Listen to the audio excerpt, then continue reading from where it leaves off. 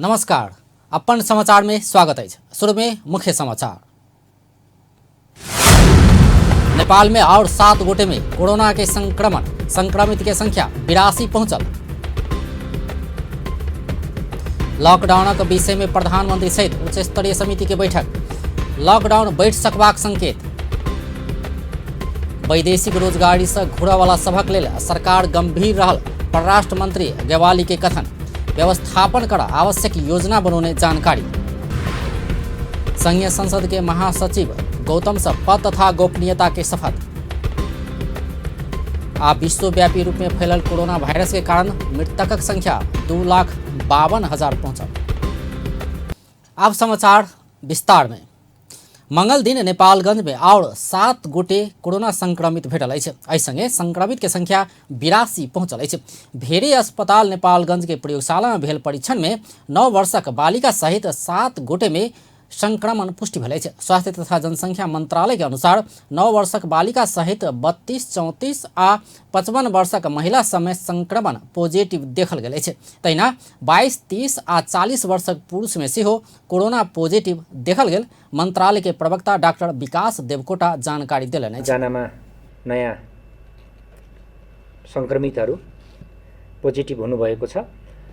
बाँके जिल्ला नेपालगञ्जका 22, 30 र 40 वर्षका 3 जना पुरुष र 9, 32, 34 र 55 वर्षका 4 जना महिलाहरूको स्वाब नमुना परीक्षण गर्दा भेरी अस्पतालमा पोजिटिभ देखिएको हो। यसरी कुल संक्रमितको संख्या 82 पुगेको छ। सबसे बेसी प्रदेश नंबर 1 में 31 गोटे संक्रमित रहल अछि। कर्णाली प्रदेश में अखन धरि संक्रमण नहीं देखल गेल अछि। मंत्रालय के नियमित प्रेस ब्रीफिंग में प्रवक्ता देवकोटा अखन धरि PCR विधि से 13,850 गोटे के परीक्षण भेल जानकारी देलनि अछि। तहिना RDT विधि से 52,227 गोटे के परीक्षण कयल गेल अछि। पिछला 24 घंटा में 1,582 टा परीक्षण भेल छै। विधिबाट परीक्षण गरिएका परीक्षण नमुनाहरूको संख्या 13,850 पुगेको छ। त्यसैगरी RDT विधिबाट गरिएका नमुना परीक्षणको संख्या 52,227 पुगेको छ। गत 24 घण्टामा थप 1,582 वटा परीक्षणहरू भएका छन्। प्रदेश 1 में 6,122, प्रदेश नंबर 2 में 5,778, बागमती प्रदेश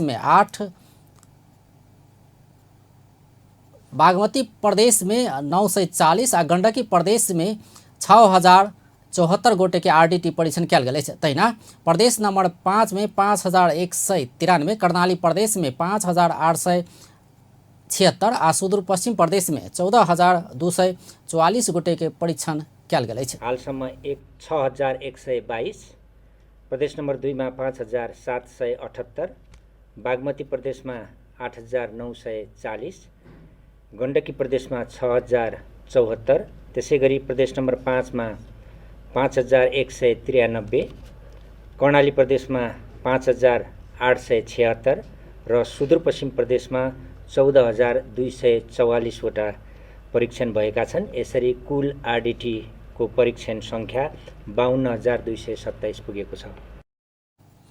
अखन क्वारेंटाइन में 21,099 गोटे रहल अछि। उपत्यका में 2 आ बाहर 118 क 120 गोटे आइसोलेशन में रहल अछि। कर्णाली प्रदेशक कर्णाली स्वास्थ्य विज्ञान प्रतिष्ठान जुमला में सेहो PCR परीक्षण शुरू कयल गेल अछि। एहि संगे नेपाल में 18 प्रयोगशाला से PCR विधि से नमूना परीक्षण शुरू भेल अछि।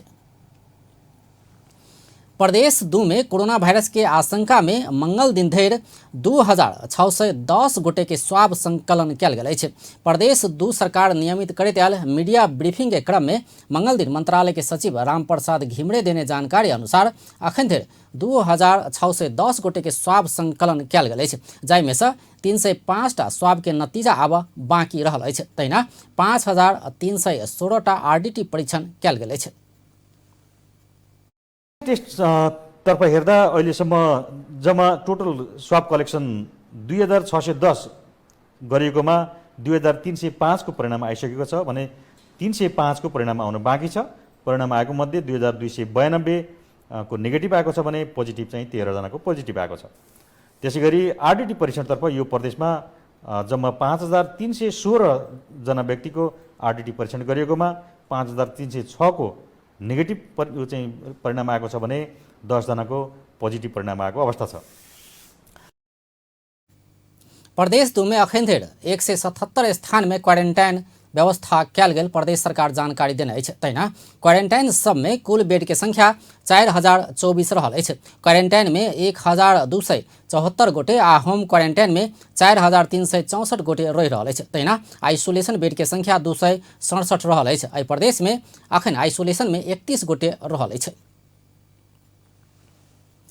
सिरहा के नरहा गाँव पालिका में राहत वितरण कयल गेल अछि। लॉकडाउन के कारण समस्या में पड़ल मजदूरक संगे परिवार पाला समस्या में पड़ल विपन्न परिवार के गाँव पालिका अध्यक्ष राम शरण यादव के अगुवाई में राहत वितरण कयल गेल अछि। नरहा गाँव पालिका वड़ा नंबर 1 से 5 धरि में खाद्यान्न सामग्री वितरण काज शुरू भेल अछि। अध्यक्ष यादव कोरोना वायरस देश सहित विश्व संकट में रहल समय सामाजिक एकता कायम रखनाइ के संगे गरीब परिवार के खाना खाय समस्या पड़ला से सहयोग केने बतौलन अछि। गाँव पालिका के प्रशासकीय अधिकृत सुमित्रा लामा नरहा गाँव पालिका वड़ा नंबर 1 से 5 धरि में जमा 2700 विपन्न परिवार के नामावली छनौट भेल समेत जानकारी देलन अछि।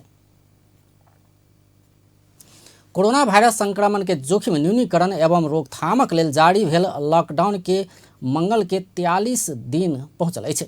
बीतल चैत 11 गते से शुरू भेल लॉकडाउन के 43 दिन भेला से जनजीवन प्रभावित भेल अछि। मुदा प्रहरी लॉकडाउन के पूर्ण पालना कराबऽ चेक जांच में कड़ाई केने अछि। मंगल दिन काठमांडू उपत्यका के किछु ठाम में लॉकडाउन के पूर्ण पालना भेल नहीं देखल गेल अछि। एयरपोर्ट कोटेश्वर तिनकुने बानेश्वर माइतीघर लगायत ठाम में प्रहरी सवारी साधन के चेक जांच के कड़ाई केने देखल गेल अछि। मुदा सड़क में अत्यावश्यक सवारी साधन कर्मचारी सवारी साधन ढुवानी के सवारी साधन के चाप बढ़ल देखल गेल अछि। अत्यावश्यक आ पासवाहक सवारी साधन के भीड़ बढ़ैत गेल छै।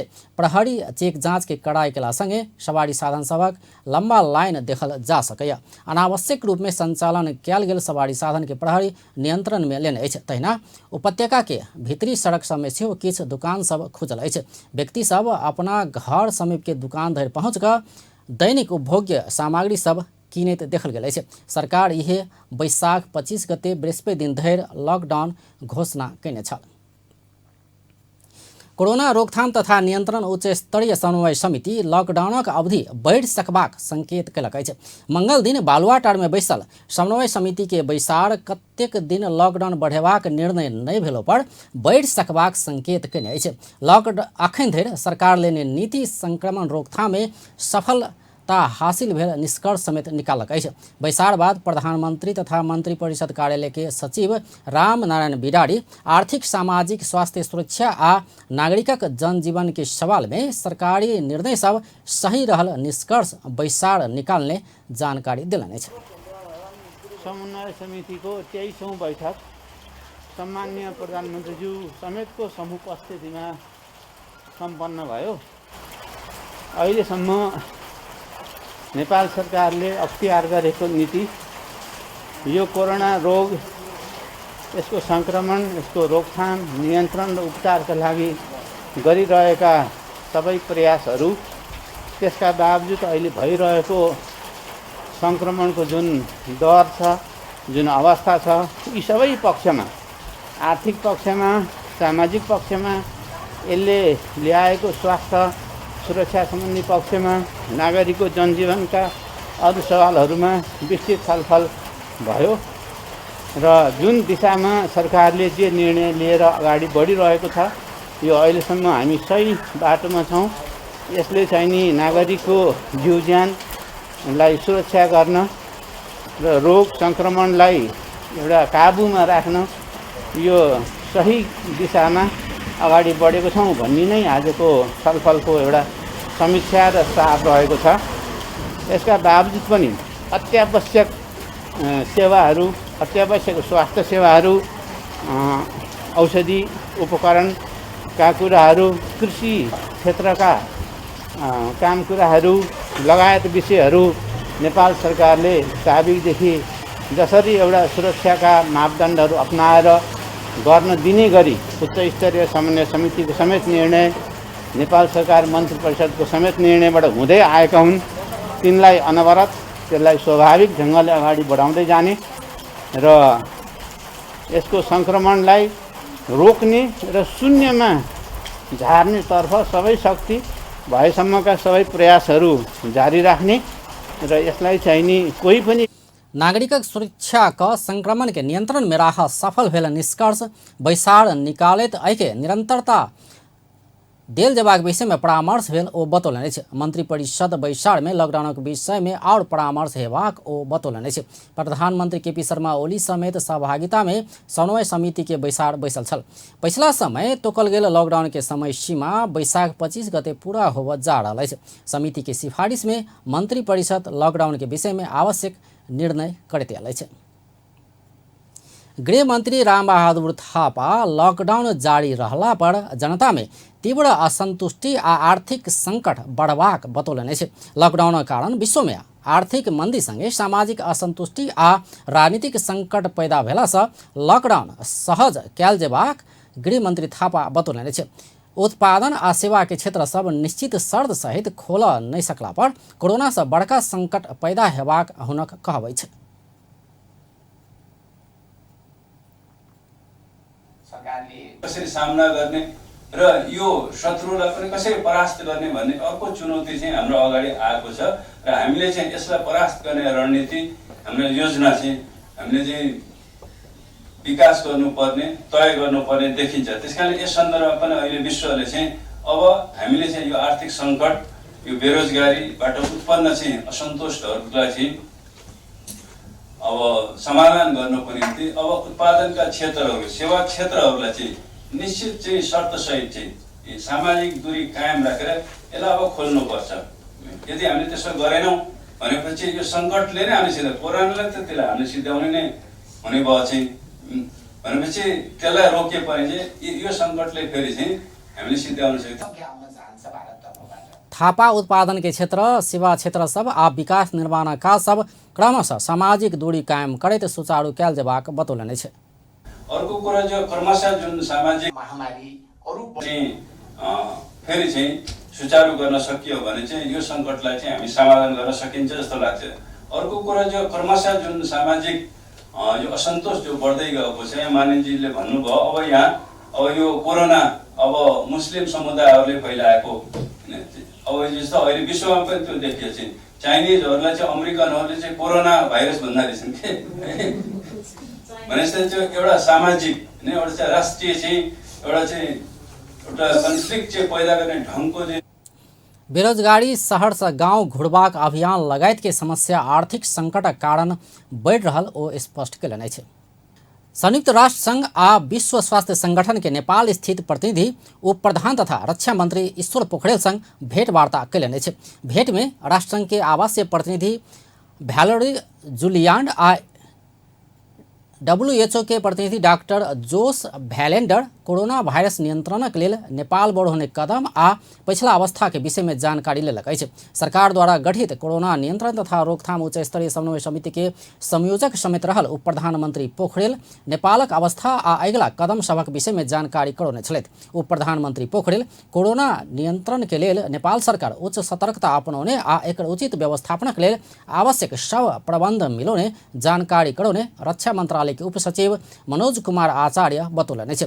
भेंट में राष्ट्र संघ आ WHO के प्रतिनिधि सीमित स्रोत साधन बीच कोरोना नियंत्रण में नेपाल केने प्रयास, क्वारेंटाइन में रहल सबक अवस्था आ लॉकडाउन कारण अत्यावश्यक सामानक उपलब्धता के विषय में सेहो जानकारी लेने उप सचिव आचार्य जानकारी त्यसका बावजुद नेपाल सरकारले कोरोना जस्तो यो महामारीलाई नेपालमा चाहिँ नि अब रोकथाम गर्नको लागि यसलाई थप फैलिन नदिनको लागि चालिएको कदमहरूको बारेमा प्रशंसा गर्दै संयुक्त राष्ट्रको तर्फबाट विश्व स्वास्थ्य संगठनको तर्फबाट पनि नेपाल सरकारलाई आवश्यक सहयोगहरू उपलब्ध गराउँदै जाने चाहिँ नि कुराहरू पनि राख्नुभयो र त्यस क्रममा उहाँहरूले यो क्वारेन्टाइनमा अहिले रहेका नेपालीहरूको स्थिति के कस्तो छ र देशभित्र विभिन्न क्षेत्रमा यो अहिले लकडाउनको कारणले यो अत्यावश्यक सामानहरूको चाहिँ नि वितरण त्यसको उपलब्धताको स्थिति के छ त्यसलाई आगामी दिनमा अझ थप सहजीकरण गर्दै जान के गर्न सकिन्छ लगायतका विषयहरूमा पनि जिज्ञासा राख्नुभएको थियो र त्यसमा माननीय प्रधानमन्त्रीज्यूले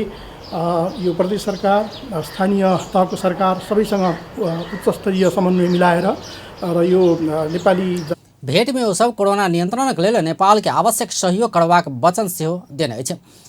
राष्ट्रसंघ आ WHO के प्रतिनिधि क्वारेंटाइन में रहल महिला आ बाल बालिका के व्यवस्थित तरीका से राखबाक आ संभव भेला पर होम क्वारेंटाइन में राखि सकबाक अवस्था के विषय में सेहो नेपाल सरकार के सुझाव देने छल।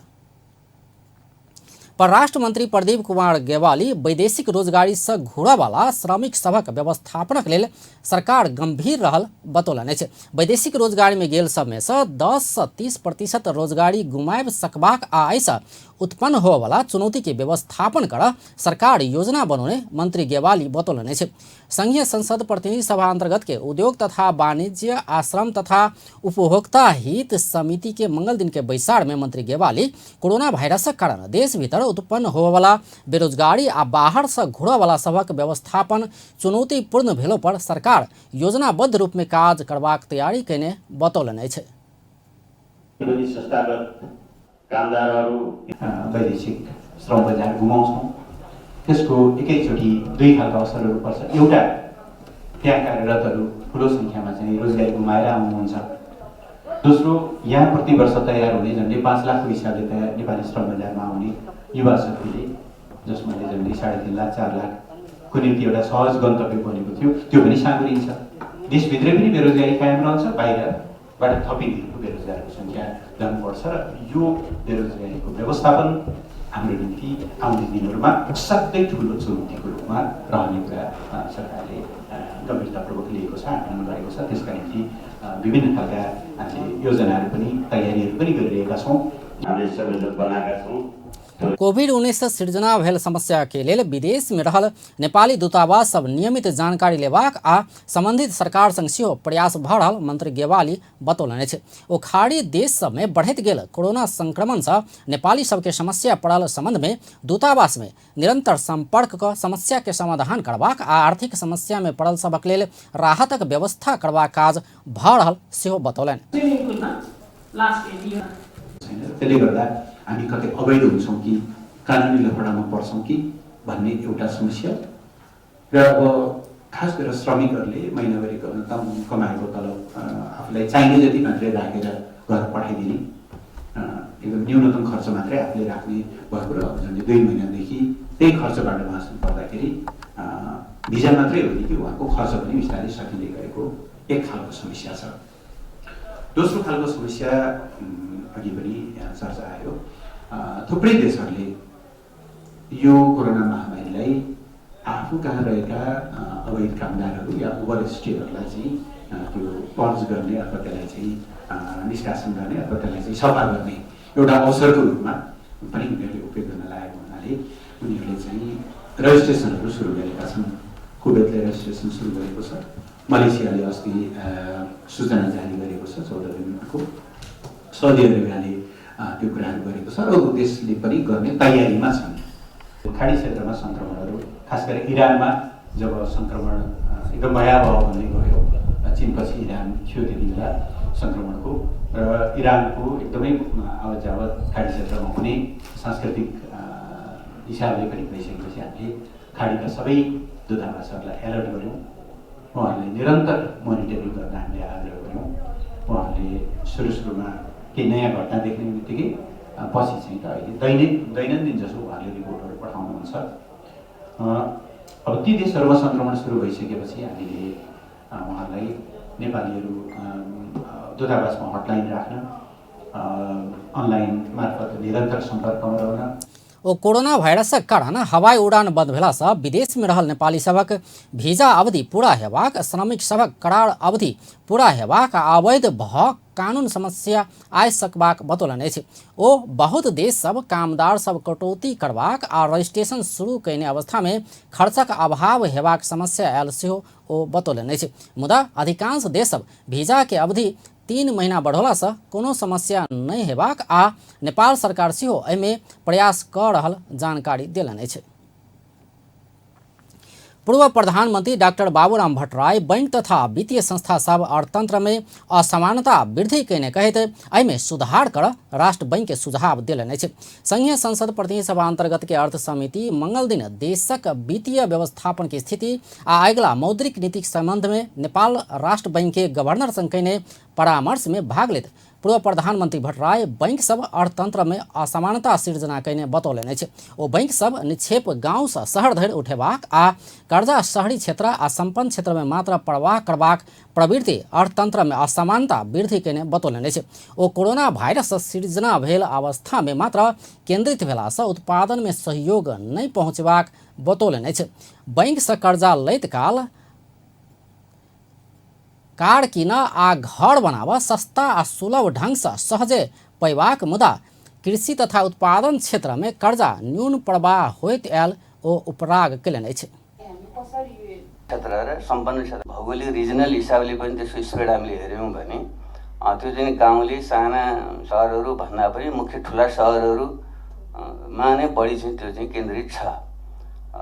धेरै पहिले यो निक्षेप र कर्जा प्रवाहको प्रवृत्ति के छ भनेर हेर्दाखेरि के देखिन्थ्यो भने यी साना ठाउँबाट गाउँले ठाउँबाट दूरदराजका ठाउँबाट निक्षेप चाहिँ आछ, तर कर्जा प्रवाह चाहिँ सहरी क्षेत्र र सम्पन्न क्षेत्रमा त्यो बढी भइरहेको छ। त्यसैले समग्रमा वित्तीय ब्याङ्किङ सेक्टरले चाहिँ देशको चाहिँ एउटा असमान प्रकारको विकासमा क्षेत्रगत हिसाबले पनि र भौगोलिक हिसाबले पनि र वर्गीय हिसाबले पनि असमानता वृद्धि गर्नतिर नै हाम्रो ब्याङ्किङ र वित्तीय क्षेत्र उद्यत छ।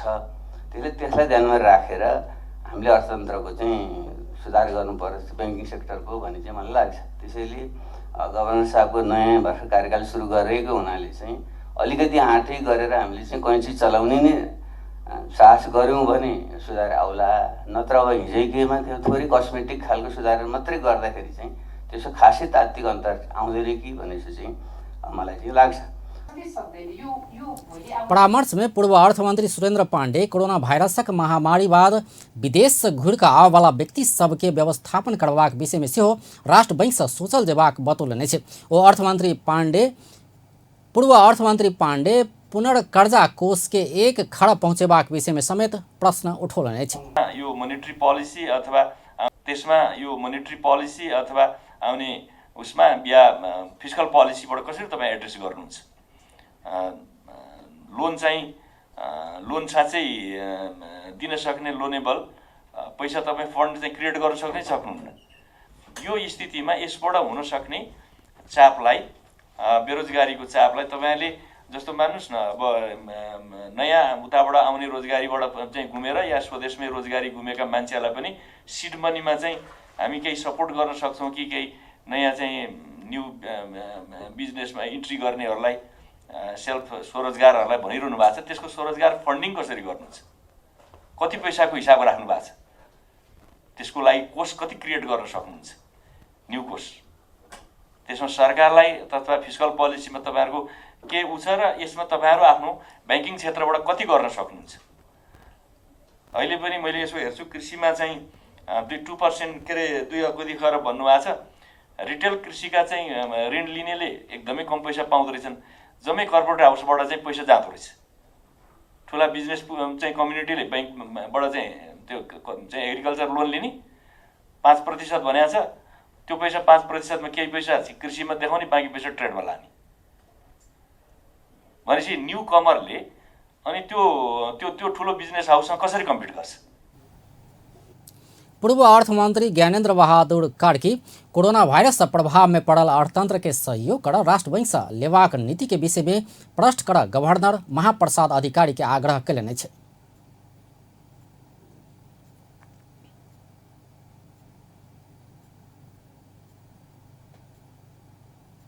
ओभरनाइट चेन्ज गर्न गाह्रो हुन्छ, तर हामी ग्रेजुअली हाम्रो वित्तीय रिसोर्सेसलाई बेसीभन्दा बेसी उत्पादनशील र रोजगारी जेनेरेट गर्ने एरियामै हामीले डाइभर्ट गर्ने हो।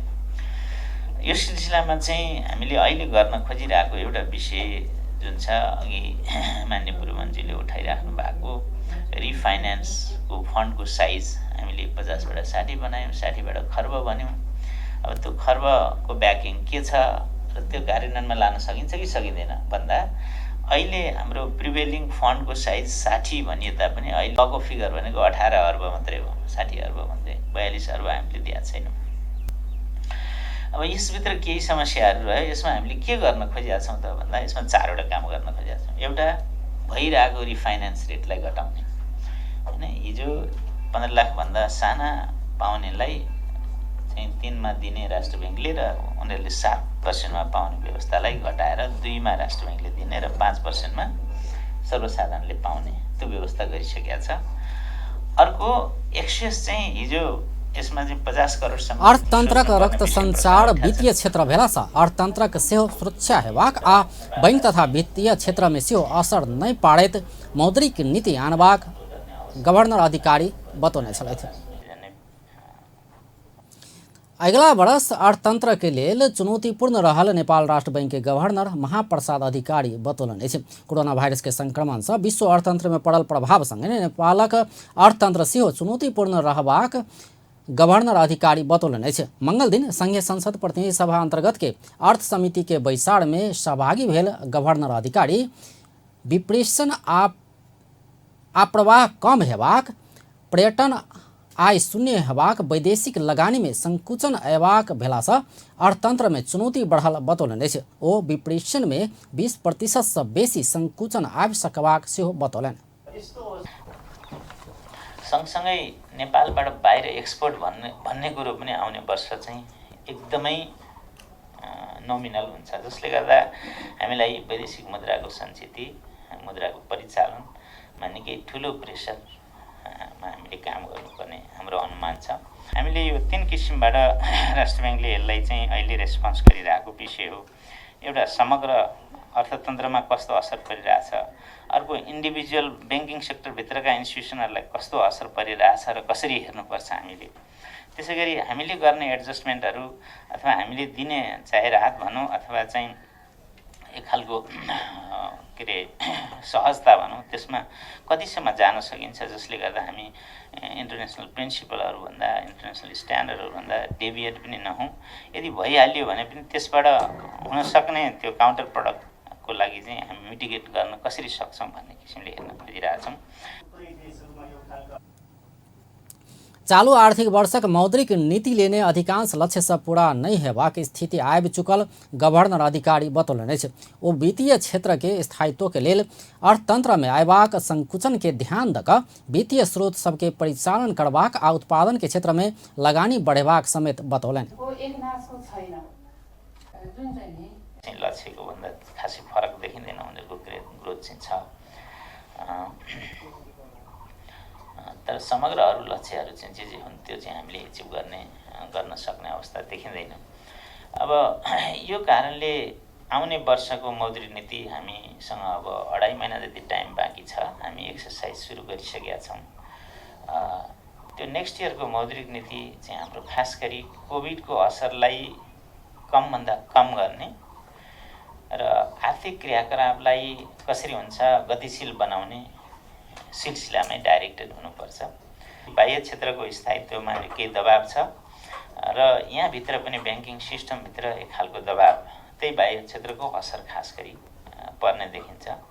मागमा केही कमी आउने लगभग पक्का छ, किन भन्दा रेमिटेन्स बेस हाम्रो आएको र हामीले हेर्दाखेरि अर्थतन्त्रलाई थप चलायमान बनाउने, ब्याङ्किङ सिस्टमबाट थप उत्पादनशील क्षेत्रमा लगानी गराउने, स्रोतको परिचालन गराउने गर्न सकियो यदि भनेदेखि र चाहिँ बाहिरबाट आउने फर्कने इभन हाम्रो दाजुभाइहरू जो हुनुहुन्छ 5 करोड़ से बेसी कर्जा लेवाला ग्राहक सभक अवस्था अध्ययन कऽ विवरण तैयार कर बैंक सबके निर्देशन देने समेत गवर्नर अधिकारी जानकारी देने छलथि। संसद सचिवालय के महासचिव भरत राज गौतम पद तथा गोपनीयता के शपथ लेलक अछि। सोम दिन संसद के महासचिव में नियुक्त भेल गौतम द्वारा मंगल दिन पद तथा गोपनीयता के शपथ लेल गेल अछि। शपथ ग्रहण बाद संचारकर्मी संग बात करैत महासचिव गौतम संविधान आ कर्मचारी नियमावली में भेल व्यवस्था अनुसार अपन कर्तव्य वफादार भऽ कऽ निर्वाह करबाक प्रतिबद्धता जनौलनि अछि। प्रतिनिधि सभा आ राष्ट्रिय सभा के एकेटा सचिवालय भेलासँ दुनू सदन के समन्वय कऽ कऽ आगाँ बढ़ेबाक पहिल जिम्मेवारी भेल कहैत ओ संविधान आ आइन अनुसार अपन जिम्मेवारी व्यावसायिक ढङ्गसँ निर्वाह करबाक समेत बतौलनि। अवश्य पनि सङ्घीय भूमिका जुन प्रतिनिधि सभाको भनौँ न र राष्ट्रिय सभाको एउटै सचिवालय छ, यो दुईटा सचिवालय सभा र बिचको समन्वय गर्ने मेरो मुख्य चाहिने जिम्मेवारीहरू रहन्छ। यसै गरी मलाई सम्माननीय ज्यूहरूले जुन विश्वासका साथ चाहिने यो पदमा सेवा गर्ने मौका दिनुभएको छ, त्यसप्रति आभार व्यक्त गर्दै उहाँको विश्वास अनुसार नै म चाहिने आफ्नो एउटा राष्ट्र सेवक कर्मचारीले जे आफ्नो ठाउँमा रहेर अथवा सङ्घीय संसदको महासचिवको रूपमा मैले जे जस्तो भूमिका निर्वाह गर्नुपर्ने हुन्छ मलाई दिएको संविधानको हाम्रो संविधान नियमावलीको व्यवस्था र हाम्रो कर्मचारी प्रशासन सम्बन्धी व्यवस्थालाई ध्यानमा राखेर एकदम व्यावसायिकताका साथ मैले सम्पन्न गर्ने चाहिँ प्रण गरेको छु। गौतम के सभामुख अग्नि प्रसाद सापकोटा पद तथा गोपनीयता के शपथ करौने छलथि।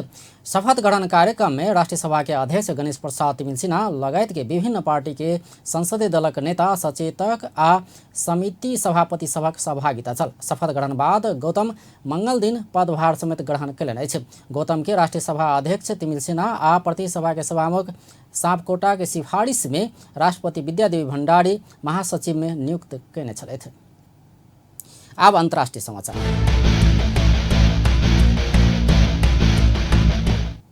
विश्वव्यापी रूप में फैलल कोरोना वायरस के कारण मृतकक संख्या 2,52,957 पहुंचल अछि। संक्रमित के संख्या विश्व में 36,65,429 पहुंचल अछि। संक्रमित में से 12,06,335 गोटे इलाज बाद ठीक भेल अछि। कोरोना वायरस सबसे बेसी अमेरिका प्रभावित बनल अछि। अमेरिका में मंगल दिन धरि 69,925 गोटे के मृत्यु भेल अछि। ओतऽ 12,13,010 गोटे संक्रमित रहल अछि। दोसर सबसे बेसी इटली में 29,069 गोटे के जान गेल अछि। इटली में 2,11,938 गोटे संक्रमित रहल अछि। तहिना बेलायत में 28,734, स्पेन में 25,438, फ्रांस में 25,201, बेल्जियम में 8,016, ईरान में 6,340 गोटे के मृत्यु भेल अछि। चीन में 4,633 गोटे के मृत्यु भेल अछि। एम्हर भारत में मृतकक संख्या 1,571 पहुंचल अछि। आब अंत में मुख्य समाचार एक बेर फेर सँ। नेपाल में और 7 गोटे में कोरोना के संक्रमण, संक्रमित के संख्या 82 पहुंचल। लॉकडाउनक विषय में प्रधानमंत्री सहित उच्च स्तरीय समिति के बैठक, लॉकडाउन बढ़ि सकबाक संकेत। वैदेशिक रोजगारी से घुरयवला सभक लेल सरकार गंभीर रहल, परराष्ट्र मंत्री गेवाली के कथन। व्यवस्थापन कर आवश्यक योजना बनौने जानकारी। संघीय संसद के महासचिव गौतम सँ पद तथा गोपनीयता के शपथ। आ विश्वव्यापी रूप में फैलल कोरोना वायरस के कारण मृतकक संख्या 2,52,000 पहुंचल। बेस्ता अपन टेलीविजन देखैत रहब। नमस्कार।